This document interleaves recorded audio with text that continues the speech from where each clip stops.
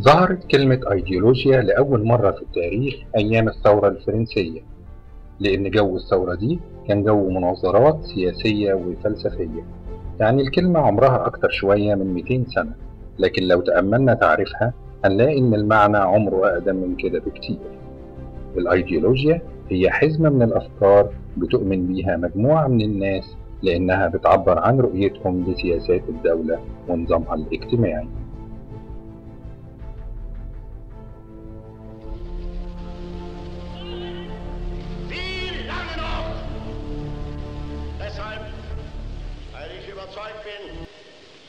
Dass man nun, wenn man nicht zu spät kommen will, mit der Rettung einsetzen muss, habe ich mich bereit erklärt, am 30. Januar die unterdes von 7 Mann zu 12 Millionen emporgewachsene Bewegung einzusetzen zur Rettung des deutschen Volkes und Adels.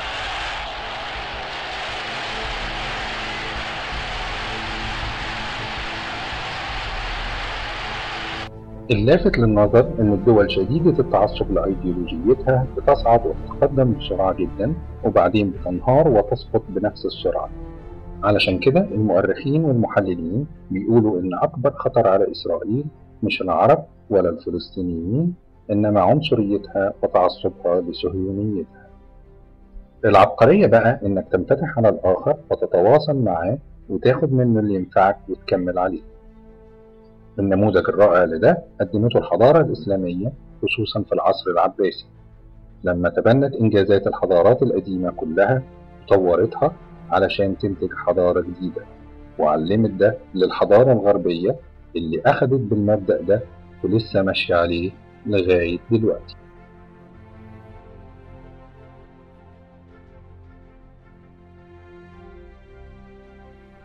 يقدر عدد الأيديولوجيات في العالم بالعشرات، اللي موجودين قدامنا دول مجرد أمثلة ليهم بس. لكن الأيديولوجيتين الأشهر هما الأيديولوجيا الرأسمالية والأيديولوجيا اليسارية. بيزيد عليهم في عالمنا العربي والإسلامي بسبب احتلال الدول الغربية لبلادنا وبسبب قيام دولة إسرائيل أيديولوجيا القومية العربية والأيديولوجيا الإسلامية. لكن بمرور الوقت انقسمت القومية العربية لناصرية وبعثية وقومية ديمقراطية، وانقسمت الإسلامية لسلفية جهادية وسلفية مدخلية وسلفية حركية وأنصار سنة ووسطية وإخوانية، ويضاف لدول الشيعة ومرجعيتهم. أول مشكلة للأيديولوجيات إنها أفكار ثابتة بينما الزمن بيتغير والمكان بيتغير، بتبقى مبهرة جدا في وقتها وفي مكانها، لكن لما بتسمعها دلوقتي بتحس إنها اتقالت لناس من زمن تاني في مكان تاني. أن التحام التجربة الوحدوية بالاشتراكية حول القومية العربية إلى حركة تقدمية ذات مضمون اجتماعي.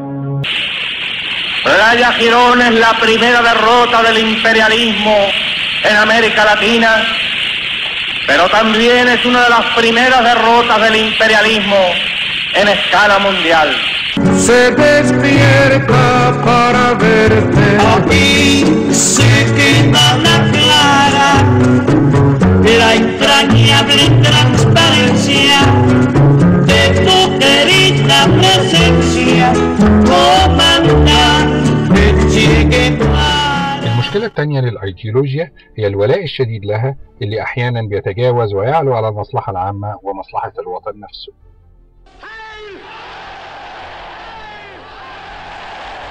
النموذج الأبرز تاريخيا لده كان في الدولة الرومانية الوثنية اللي اضطهدت المسيحيين وبعدين اضطهدت الوثنيين لما تحولت للمسيحية، ووصل الأمر لمذابح جماعية للمسيحيين اللي على مذهب تاني غير مذهب الإمبراطور.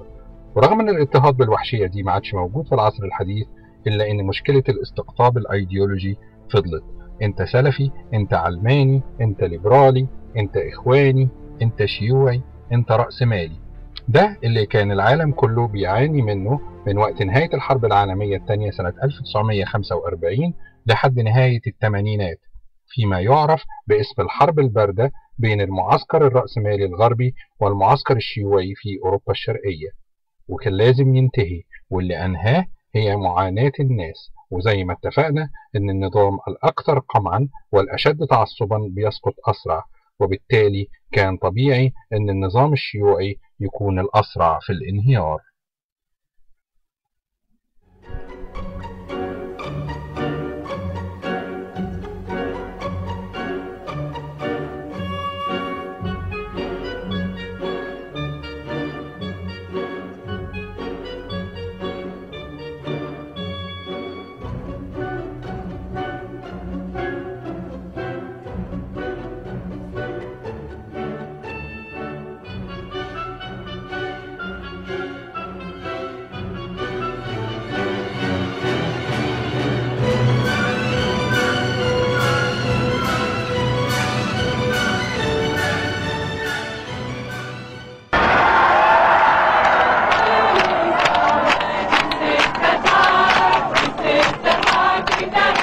It had not seemed possible only months ago.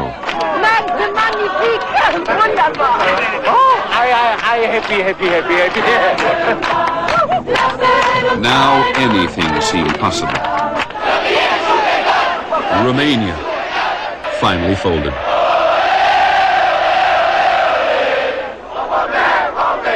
Czechoslovakia, with one of the toughest leaderships in the Soviet sphere. At the end of the 1980s, so many walls were coming down.